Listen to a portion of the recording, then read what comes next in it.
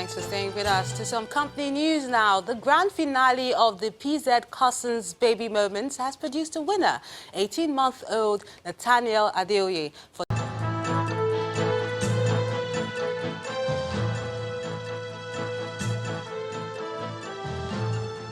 Thanks for staying with us. To some company news now. The grand finale of the PZ Cussons Baby Moments has produced a winner, 18-month-old Nathaniel Adeoye, for the 6th edition of the PZ Cussons Baby Competition. At the event in Lagos, the company's head of brand development and activation, Mr. Charles Sonochiri, says the competition is aimed at making families share special moments with their babies. Well, first of all, let me welcome the PZ leadership team. Can we put our hands together for this? This is usually the outlook annually, a full hall with babies, their parents and families. It's the 6th season of celebrating babies' special and unique moments. We discovered that in the last few editions, we had some bit of difficulties getting as many babies as we have wanted, to participate all the way. And the parents spoke and we listened to them. So a few things we've done a little bit differently this year. Firstly, we used to have about 5 stages in terms of elimination. This year we cut it down into 3. Beyond that, we also used to have a one-time attempt at getting selected, but this time around we opened it up, and because of that we had 10,000 different entries for our babies, to give them a chance to keep being in the game week on week. For the last I think it was about 6 weeks we ran that for, just to make sure that we have as many babies as possible come on board. Can we put our hands together for the top 10, ladies and gentlemen?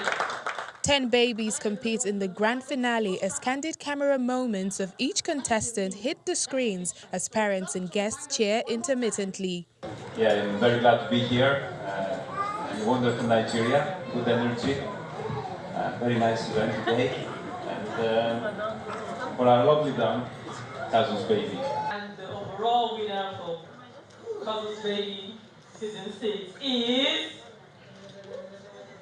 Nathaniel Adeoye.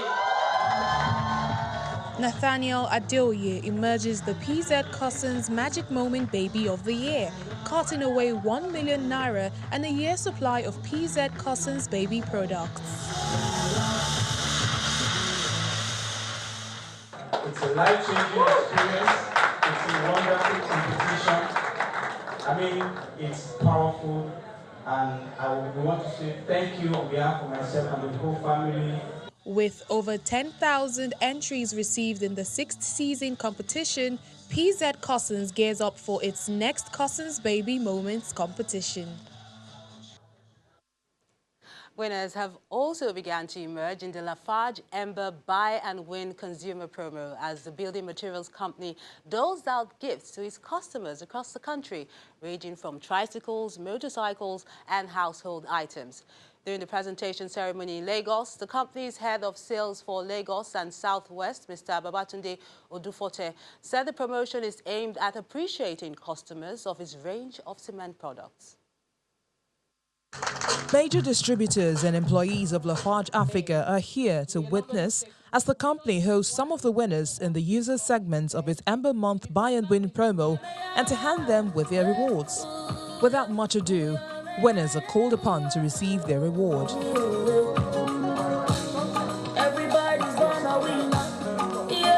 A building engineer, Valentine Ilo, and 2 others get the star prize of a tricycle each.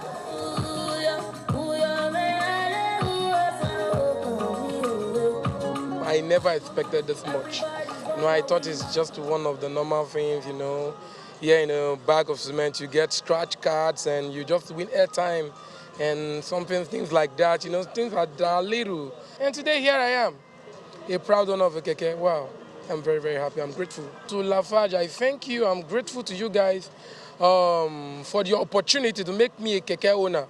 2 motorcycles, 3 sets of 1.8 kVA generators, 9 household gas stoves and 2 bags of rice are also given out. I was directed to just go for the cement, Lafarge, and behold, I tried it for the first time and I found out that there's a research card inside. So I was wondering what the research card is doing inside the cement bag. And I scratched it and behold, there was Okada I called a number and they said I want Okada, so I was happy. Yes, I can see commitment, I can see sincerity in them, I can see people who are really focused towards their business, and I think they're making Nigeria proud. For Lafarge Africa, the Ember promo is all about appreciating customer loyalty. Basically, the objective is to appreciate our loyal customers for their patronage all this while, and then also to ensure that we keep sustaining the value we have created in the chain, in the value chain. We are going to have another one by first week in January, specifically targeted at the retailers. And getting in the promo is quite easy. All the customer has to do is buy any brand of Lafarge cement and scratch the attached card. Some of the scratch cards come with concealed valuable prizes. The Lafarge Buy and Win promo started in October and will run till the end of December 2019. For more company news, let's join Teniola, who will be telling us how the country's PMI is looking like.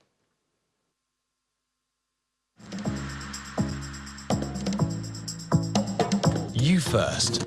First Bank.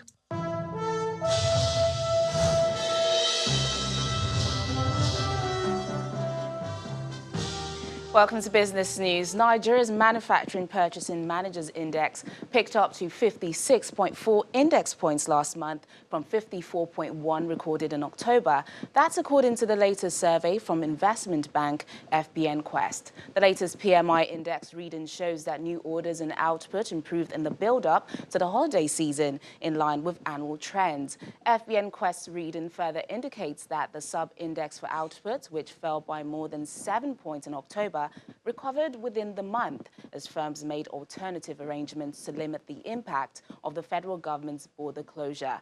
Last week, the central bank released the country's official manufacturing PMI, which showed a further expansion of 59.3 index points in November compared to 58.2 in October. Now, a total volume of 800.2 million transactions valued at 42.76 trillion were recorded in the third quarter of 2019, as data on electronic payment channels in the Nigeria banking sector revealed. Nigeria Interbank Settlement System, Instant Payment or NIP transactions, dominated the volume of transactions with a total of 298.98 million in volume of transactions. It was followed by automated teller points, which accounted for a turnover of 212.86 million volume of transactions. Down the ladder, points of sales or POS accounted for 121.34 million volume turnover. Mobile payments attracted 113.06 million in volume, while web transactions accounted 26.69 million volume of transactions.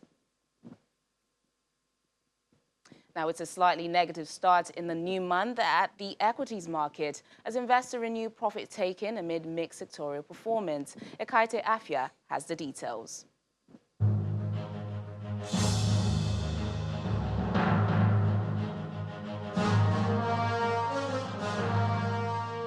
Hello and welcome to the Stock Market Report. Investors kicked off December in sell mode, taking off some of the profits recorded within 4 sessions in the last week of November, as preparations for the end-of-the-year festivities began. In response, the NSE's main index fell by a marginal 0.05%, back below the 27,000 level it briefly touched on Friday, while the market value slipped slightly but still remains right around the 13 trillion naira mark. The market's loss on Monday is largely attributed to the drop in share price of banking, industrial, and oil and gas sector components. Moving on to the activity chart, we see a total of 207.14 million shares worth 2.34 billion naira, which exchanged hands in over 3,000 deals. These were largely driven by the shares of FCMB, Zenith Bank, and FBN Holdings. Meanwhile, here are the top gainers and losers for the day. And that's it on the Stock Market Report. I'm Ekaite Afia.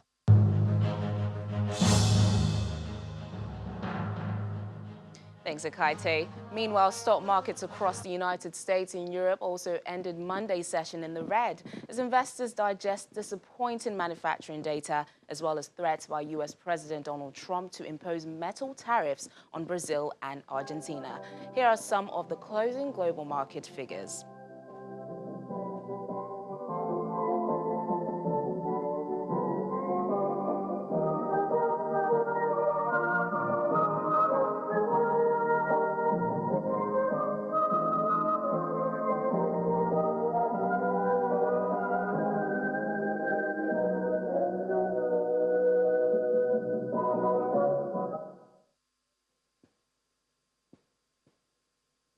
That's it on Business News tonight. Thank you so much for watching. I'm Teniola Shubowale. Back to you, Melinda.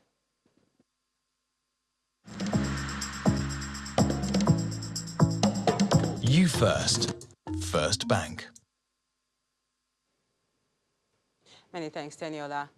Political leaders and climate diplomats are meeting in Madrid for 2 weeks of talks amid a growing sense of crisis. According to UN Secretary General Antonio Guterres, the point of no return is no longer over the horizon. Let's head to our London studios now, where Simon Pusey has more international news in Around the World in 5. Good evening from the Channel's newsroom here in London. The British government is urgently reviewing the early release of convicted terrorists after it was revealed the London Bridge attacker was freed on licence 6 years into a 16-year term. Usman Khan was jailed in 2012 for his part in a plot to bomb the London Stock Exchange as well as other high-profile locations. Armed with 2 knives, the 28-year-old started stabbing people at an event on Friday. Members of the public managed to wrestle him to the ground and he was shot dead by police. Vigils have now been held for his victims. The Prime Minister, Boris Johnson, and the opposition Labour leader, Jeremy Corbyn, stood side by side as they paid their respects to 25-year-old Jack Merritt and Saskia Jones, who was 23. They were at a prisoner rehabilitation conference when they were killed.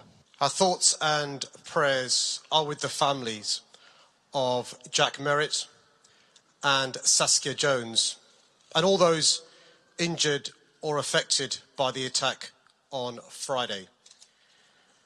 The best way to defeat this hatred is not by turning on one another, but it's by focusing on the values that bind us, to take hope from the heroism of ordinary Londoners and our emergency services who ran towards danger, risking their lives to help people they didn't even know.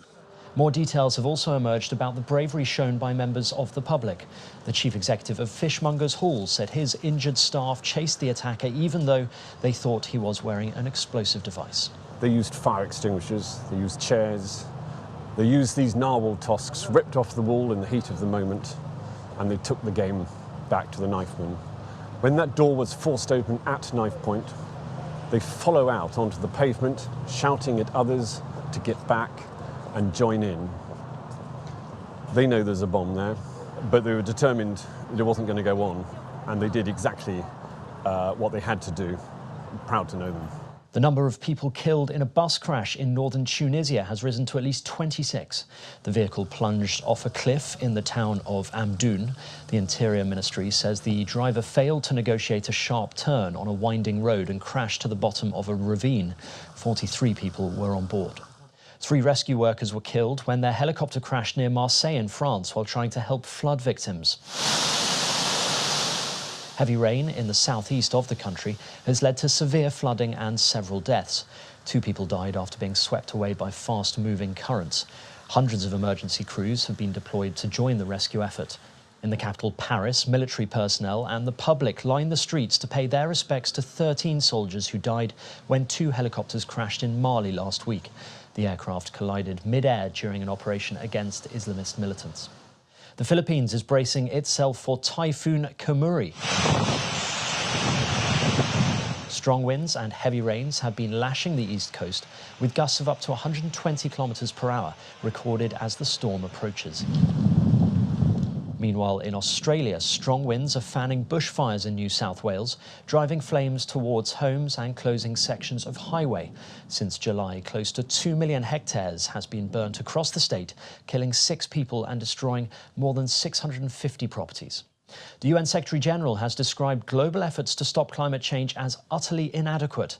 The comments came on day 1 of a summit in Madrid. Political leaders and diplomats are taking part in 2 weeks of talks trying to enforce change amid a growing sense of the crisis. My strong appeal to political leaders here today is please do lead. Do not follow. We have brought our planet to its knees. Now we need to dramatically change how we do things and revolutionize our approach. Next March, we will propose the first ever European climate law to make the transition to climate neutrality irreversible. By coming here, we want to say to everyone, we're still in. The United States is still in. And finally, some people take Christmas decorations pretty seriously, but few go as far as this family.